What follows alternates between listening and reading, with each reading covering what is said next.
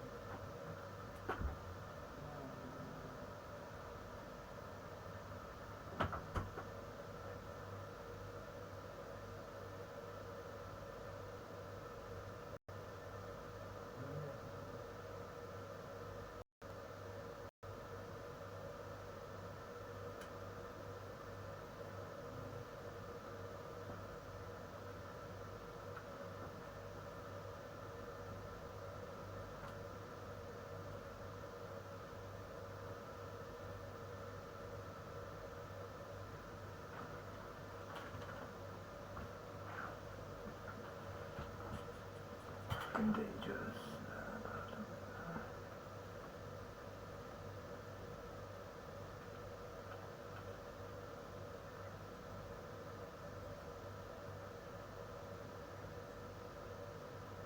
Hitboxes are supposed to work. But next up was making the other iconic Mario enemy, the Koopa. I realized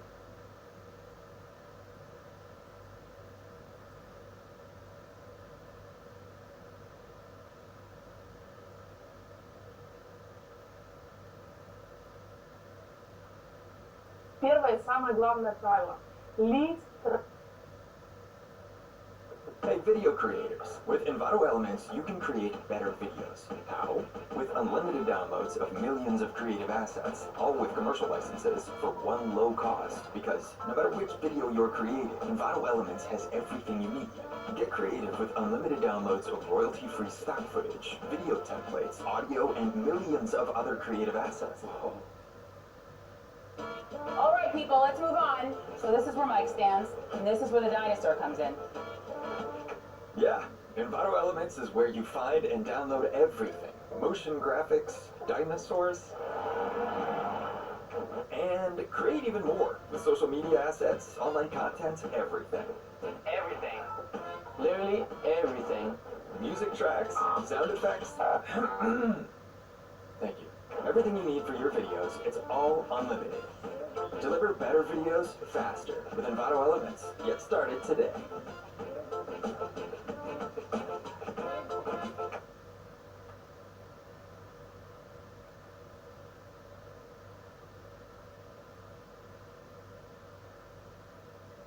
I realized that the Koopa was going to be a lot complicated to make than the Koopa. This is because the Koopa actually has two distinct animation frames. While the shell stays constant, the head and the feet change. I tried my best converting it to a 3D model. It looks really good, but just don't look at it straight on. When stomping on the Goomba, it turns into a shell, which will start spinning away when it's stepped on. Other than that, I reused the mushroom screen once again to make the Koopa move. With the enemies finished, I think it's time to add the rest of the power-ups. The next power-up I worked on was the Fire Flower. When making the Fire Flower model, I thought about making it look like this first, but then I realized that the Fire Flower in later games doesn't actually look like that, so I changed it. The interesting thing about the Fire Flower is that it constantly changes color. I did this magical voxel, and then importing the new versions into Unity to get the new materials. Then I could set it on a timer and swap between the materials every few frames. Then grabbing the Fire Flower will also give Mario the power-up, which will change his color as well. Then I modeled the Fireball and made it rotate when it's active. Then I picked a spawn point in front of Mario to shoot fireballs from, and now clicking will shoot fireballs out. These fireballs will bounce using a physics material, and it will also destroy any enemies that it touches. The last power-up to add now is the Star. Like the Fire Flower, the Star will alternate colors, and like the fireballs, it will bounce on the ground.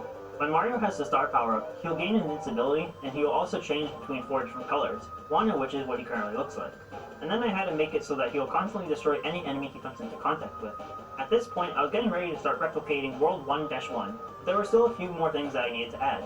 In World 1-1, there's a secret underground section where you can collect some coins. I modified the textures I made for the ground block and the brick block to create the bluish underground version of the blocks. And then I modeled the coins and started placing them around. In the original game, the coins don't actually spin, they just shine. But all the 3D games, and even Super Nintendo World, show that the coins spin, so I decided to just make them spin.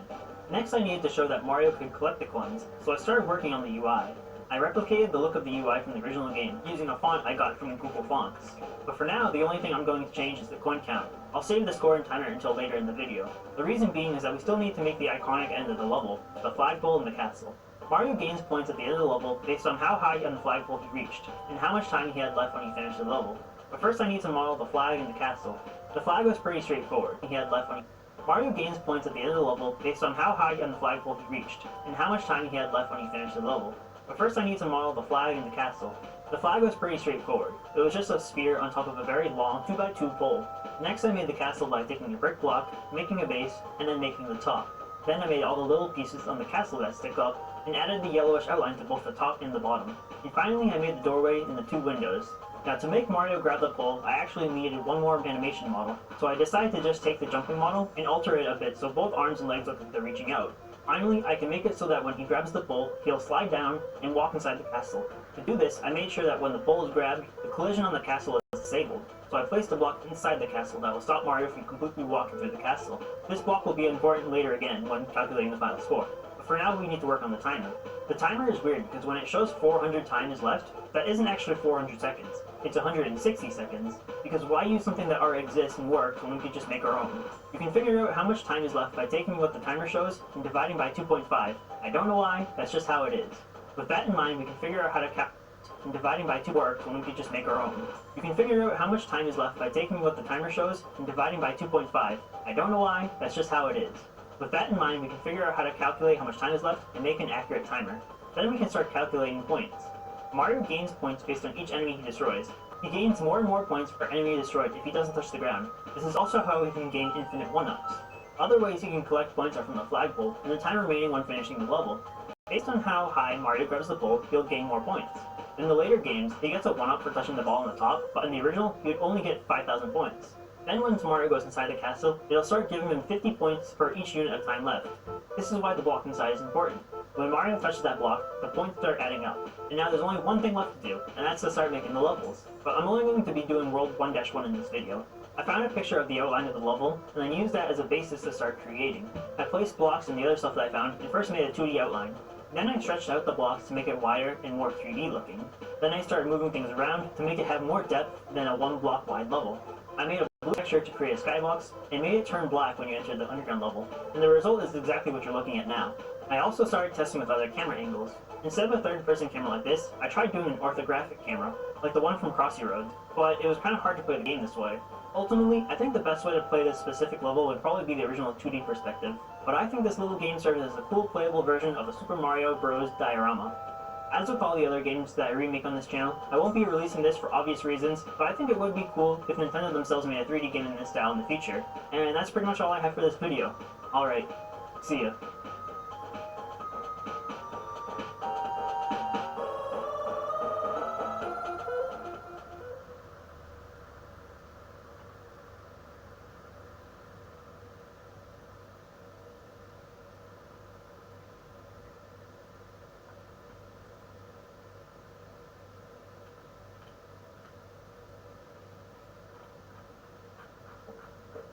Продавать онлайн легко. Перевести весь бизнес в режим онлайн еще легче с хостинговым сервисом SpaceWeb. SpaceWeb – это площадка с полной инфраструктурой для создания, размещения и обслуживания сайта. Хотите запустить интернет-магазин или промо-лендинг для актуальных So a lot of people have been wanting me to do a video trying to remake Sonic, but there are a lot of games that and even more that I haven't, so it was hard to choose just one. I could try to remake Sonic 06 and try to fix the features that the game had, or I could try to do something wacky like giving Sonic a sword. Wait, no, that already exists, and 10-year-old me enjoyed that more than I probably should have. But actually I think I'm going to remake the original Sonic the Hedgehog because of how much time I spent playing the original games. As a kid, I only owned a couple of games for the Sega Genesis. I had Sonic 1, 2, and 3, Sonic 3D Blast, Sonic Spinball, and Richard Scarry's Busy Town. Hi, I would like to have some lemonade. Needless to say, I played a lot of Sonic growing up, and I just think that Green Hill Zone Act 1 was such an iconic level in the game that even Sega decided to remake it to some degree in Sonic Generations. However, something was still lacking about the remade version in Generations, and that's the third dimension. While Sonic Generations merely updated the level to use modern graphics and assets, I plan on reimagining the level as if it were designed as a 3D game. So in order to try and remake it as accurately as possible, I needed an accurate picture of the level to use as a reference. And by reference I mean completely tracing the outline of the level. After I finished the outline of the level, I was left with a boring looking gray shape, so the next thing I did was make materials for the grass, the dirt, and apply them to the outline.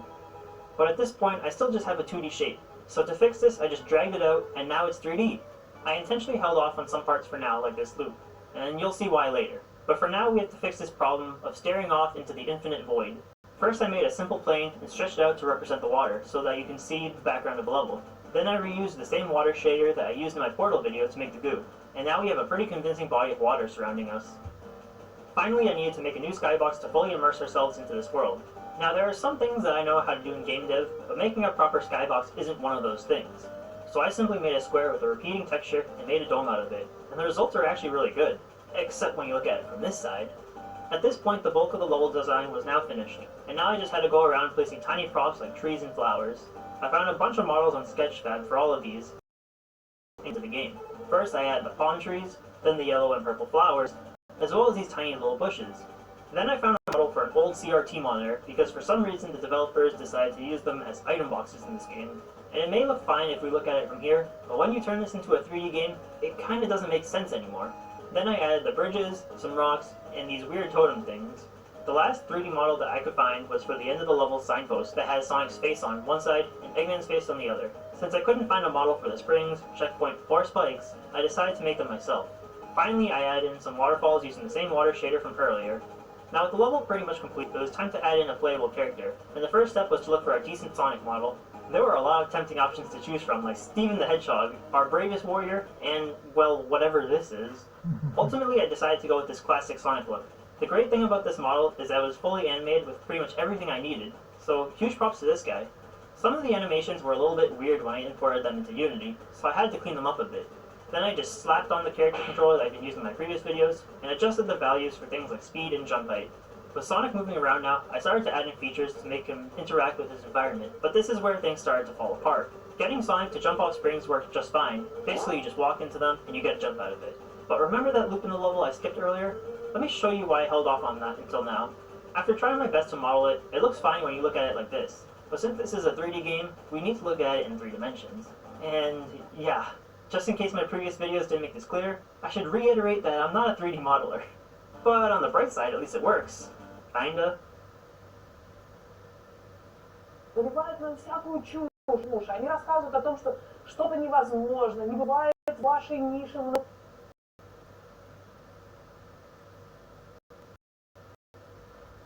Tunnels. To be honest, I'm not sure how these would work in a 3D space. They make sense looking. If I were to try to do this in 3D, you would have to do some. In the life of a mangaka.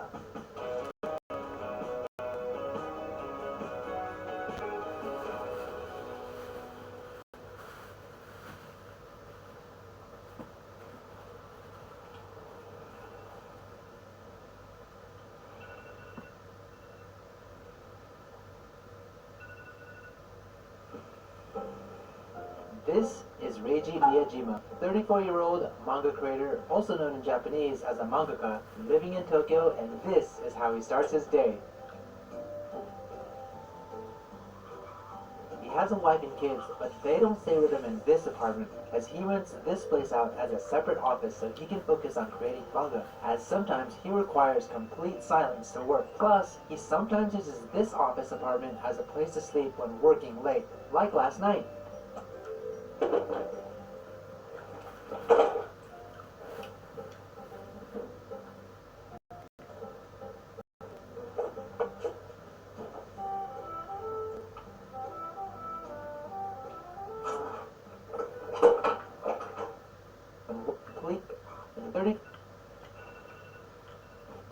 Focus on creating manga.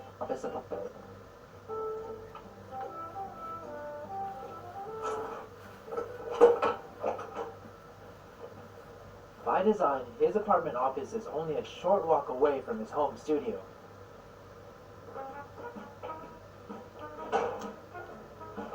It's typical for mangaka in Japan to work from their home. In Reiji's case, the first floor of his home is used for the office while the upper floors are for family use. So, first thing in the morning, he always cleans the first floor bathroom. Since his home is also used as an office, it's important for him to provide a clean toilet for his assistants. Alright, so it's about 6 o'clock in the morning and he's about to come through into the office. Good morning. You're up so early. What time did you sleep last night?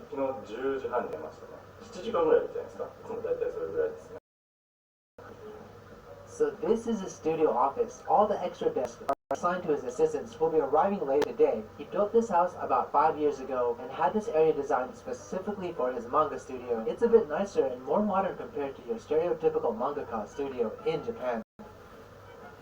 He creates the manga called Kanjo Okishimasu, which translates to renting a girlfriend. A popular love comedy rensai in the Japanese weekly shonen magazine since 2017. Love comedy rensai in the Japanese weekly shonen magazine since 2017. Rensai means it's been turned into a comic series in partnership with a publisher. Most of all, mangaka strive for rensai status as it signifies that the manga is popular enough for a weekly mass audience. But as soon as the manga is no longer popular, publishers will usually cancel the series so mangaka have the pressure to continue to produce and deliver high quality manga every week.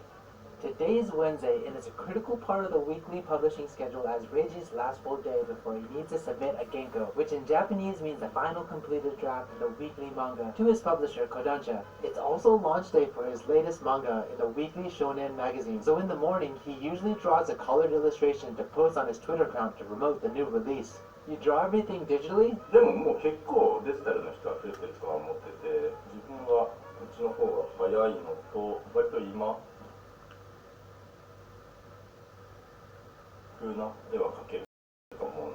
I heard that many mangaka have trouble making their weekly deadline, especially paper-based ones, but you seem so calm today, so that must make you the fastest mangaka in Japan, right?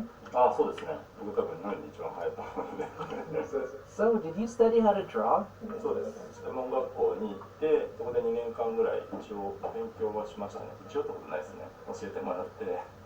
So he did learn in school, but he believes he learned more and more as he worked with various publishing editors over time. And what was your first paid job, and how much was it?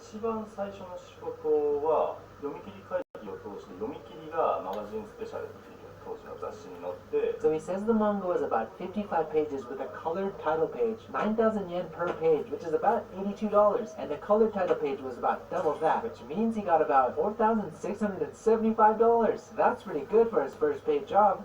For those of you who aren't familiar with manga, let me explain how a manga is created. Mangaka start by creating a rough sketch called nemu, which is reviewed by editors from the publishing company who review the sketch in red. Reiji told me that the nemu process takes the most time, as about 4 to 5 words. Once the editor is satisfied with the sketch, the editors from the publishing company who review the sketch in red. Reiji told me that the nemu process takes the most time as it requires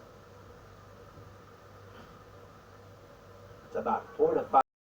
Once the editor is satisfied with the sketch, the mangaka draws a final draft called genko, inking the sketch, done digitally and meticulously adding tones and filling drawings in black. So this is pretty much when he gets here at 6 and he just pretty much draws all morning. Very, very simple, but it takes a lot of dedication. And I think the staff doesn't come in until 10, so I guess we'll just wait for them to arrive. So while he's working on his manga, let's go explore a little bit. Pensez-vous qu'il soit possible de s'entraîner à percevoir le contenu d'un livre, non pas en le lisant, mais en le touchant? So just right outside the office, it looks like he has this like kind of little workout gym area. It has a bicycle, and he even has an exercise ball. So on the other side, what's also pretty cool is that he has a full-on wall that's a chalkboard. If you go on this side is a chalkboard. And look, he even has slippers for his assistants. And I think just over here, there's another room. Let's go see what's inside. So this area looks like another office space. Just to the right of me here, there's a huge drawing pad, and we have all of his books behind me. Maybe let's get him to come inside here and explain a little bit more. ここは書斎ですね、基本的には。Reiji, what's that? 僕前に時代劇書いてたんですよ。これの時に刀必要だったんで買いました。Oh, I see. He used actual models for his drawings. So can I ask you a favor? Can I draw one manga? いいですよ。書きますか? So he's gonna let me draw it right now. Look, he just gave me the pen.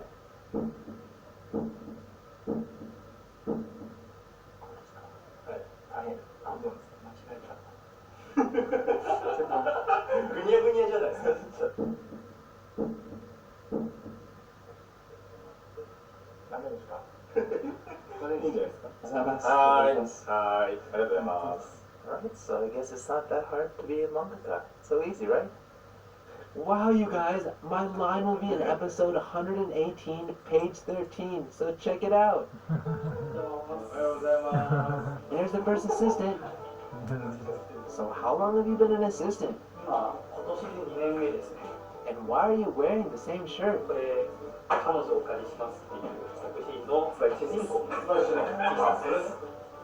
Oh, and there's another one.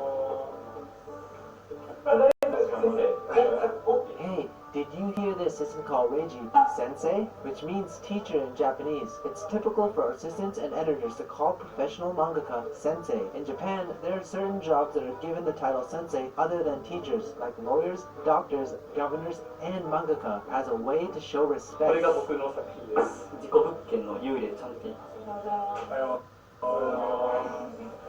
はい、じゃあ、陽気さん、はい、20、21に開き。お願いします。和也の部屋ですね。Now that everyone's here, he instructs. 開き。お願いします。和也の部屋ですね。Now that everyone's here, he instructs each person on what to do one by one, and they share all their drafts in Dropbox, which means that Reiji rarely needs to get out of his seat to work with his assistants. So he usually has 4 to 5 assistants come in every Wednesday, but some mangaka hire 10 assistants on a shift basis. It really depends though on each mangaka and how they like to run their studio. It's also interesting that each of them use different drawing tools. I guess it really depends on each mangaka and what makes them feel comfortable when they draw. Did you work as an assistant back in the day? あ、でも僕そんなにも入ってなくて、一番長くて1ヶ月くらいしか僕入ってないですよ。いろんな作家さんとか入って、いろいろ勉強して、そのノウハウというかやり方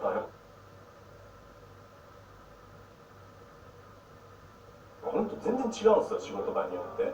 作り方とか、スタッフさんへのお願いの仕方だったりとか、資料の用意の仕方とか、システムが全然違くて、それ見て、いろんなとこ行って、いいところを使ってっていう感じで。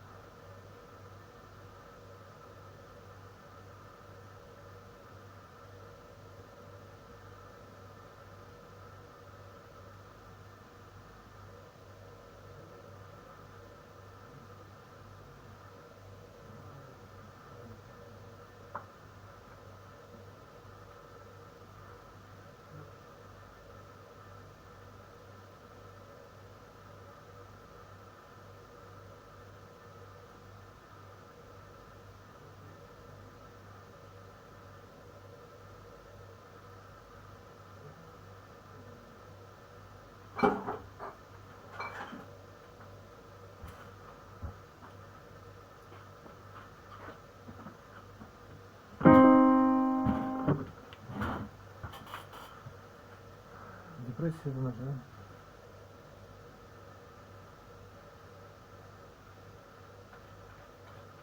Все проиграл, все выиграл.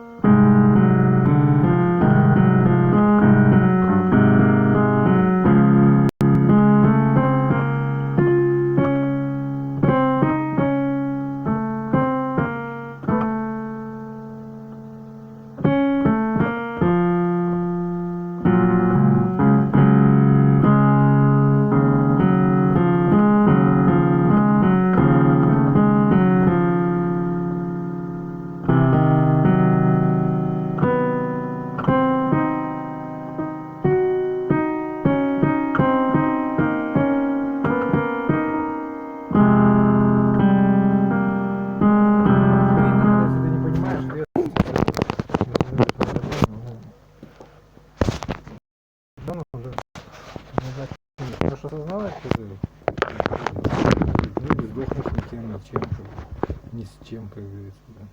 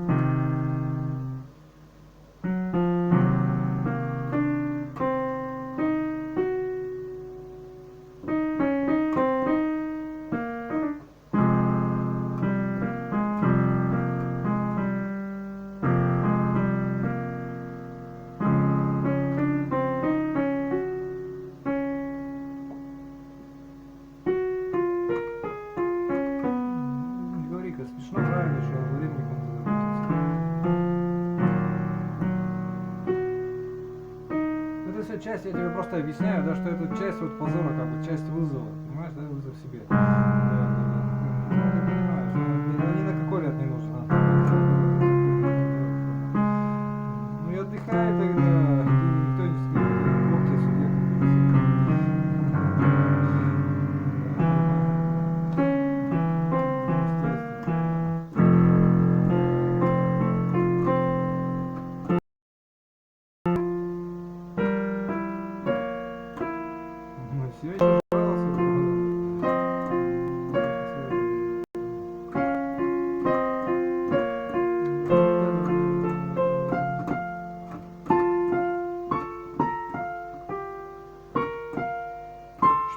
как существенно пропустить. Женить будут, если и так уж, да. Ну, если по части, ну да, ну, так сказать. Хотя тоже не факт, тоже, ну, то есть как бы ты просто какой-то недомерок, если без жены, то ты как бы никто вообще, ну, я понял, в этом дело.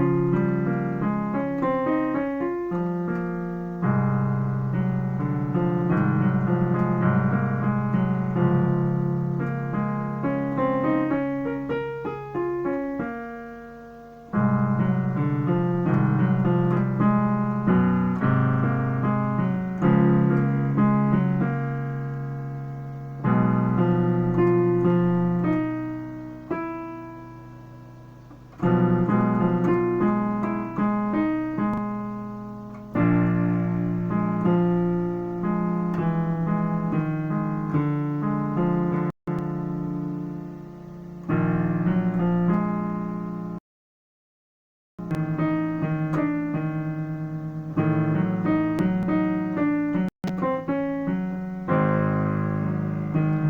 то же самое говорят, но где здесь негде быть правым, да.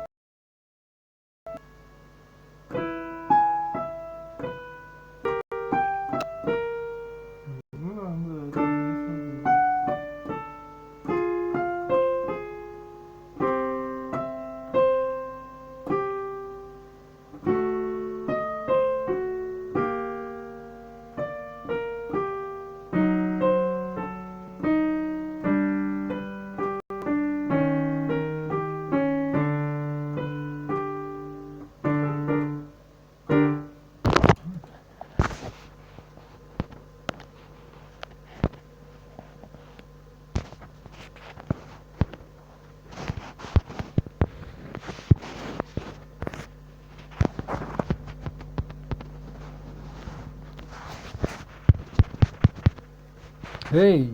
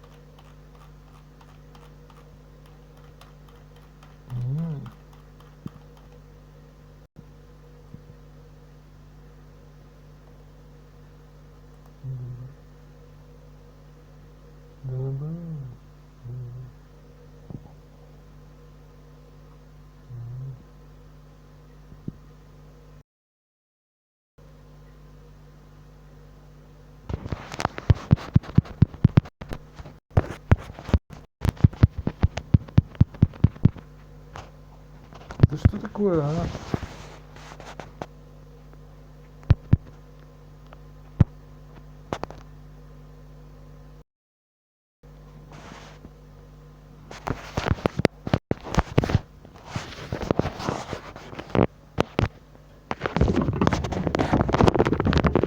Вы что кажет, хоть посмотрю?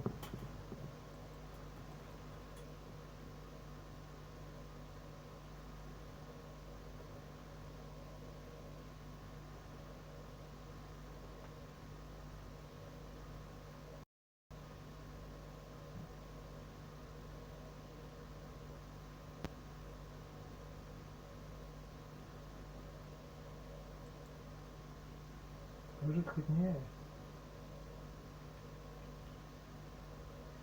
Ты же стал.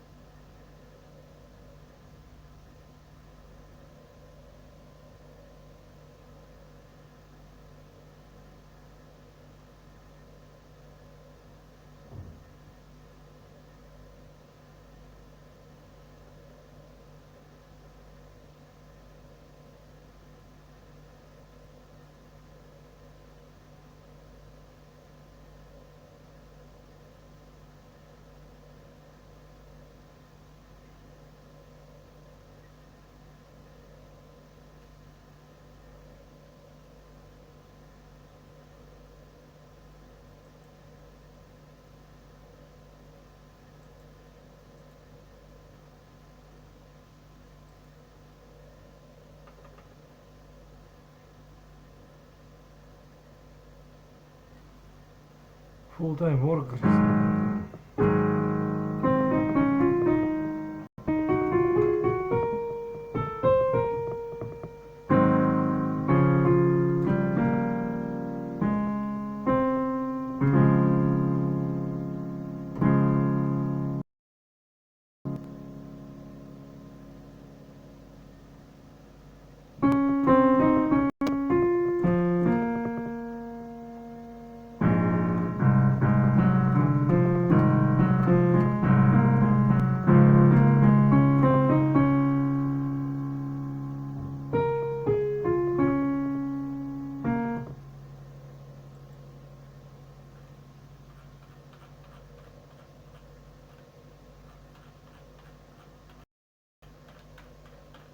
Круто.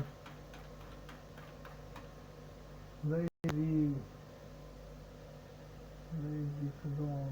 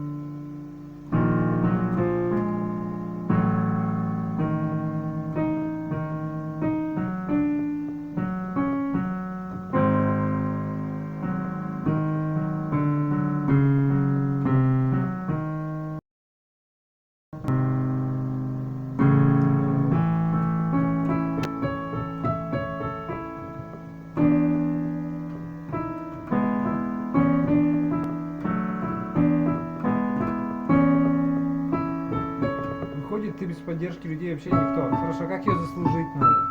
Заслужить надо, да. Ну и сиди как мамка-нянька, жди поддержки. Это тебя мама будет поддерживать, всегда мама. Ну что, как Цоя, да, понимаете, да. Чадо малое, То есть не бывает такого, понятно? Да. То есть гипотетически этот мир вообще все одобрит. Вообще просто полностью все, да. Просто надо, да, понимаете. Ну, да, просто надо даже там Виктора, да что угодно, да. Креативные в смысле, даже не очень, да. Просто надо терпеть. Нет, не терпеть, надо работать, вкалывать, не смиряться. Не терпеть надо, а доказывать, что ты на каком основании ты это все делаешь, да. Что тебе надо, да, что ты сделал, я понял, да. И продавать, и доказывать, и продавать. Сначала доказал, потом продал, да. Иначе ты как, то есть иначе ты в муравейнике никто, ты здесь набрался. Понял?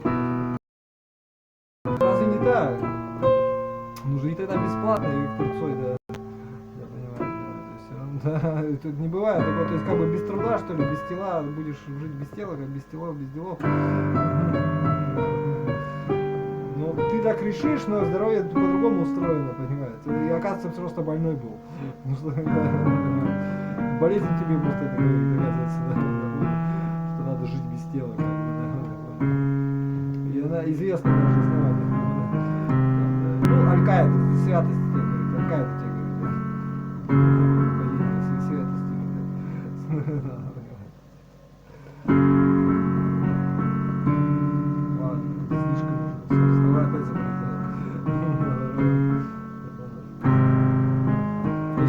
Что-то, следовательно говоря, да. Ну что тоже хочется тогда, ой, ты все полностью зависишь от людей, от их одобрения, а ты такой, блин. Да, понимаете. Да. Еще как, понимаете. Библия разгадывает, что ты там несешь такое? А кто указывает, вот это судья, да, есть кругом, да. Кто за все это ответит, да. всех свои дела, причем обрати внимание. Да. А это просто психики, ну, понимаете,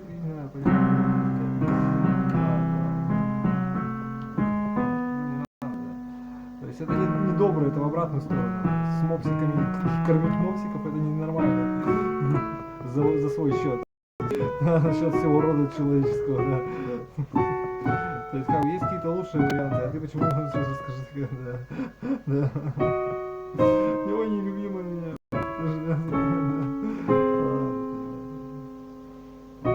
Ну да.